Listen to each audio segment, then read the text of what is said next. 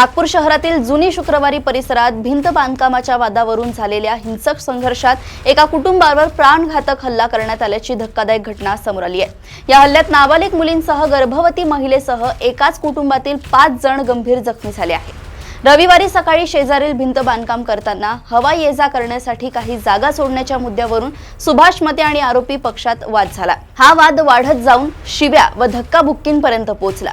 काही वेळातच आरोपी अमन नरारे आपल्या साथीदारांसह धारदार शस्त्र घेऊन सुभाष मते यांच्या घरात घुसला व कुटुंबियांवर हल्ला केला।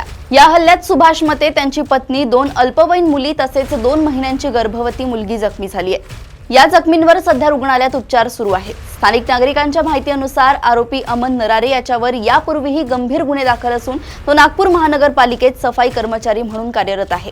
घटनेनंतर आरोपी व त्याचे साथीदार फरार झाले असून कोतवाली पोलीस त्यांचा शोध घेत आहेत। या घटनेमुळे परिसरात भीतीचे वातावरण निर्माण झाले असून नागरिकांनी आरोपीवर कठोर कारवाईची मागणी केली आहे।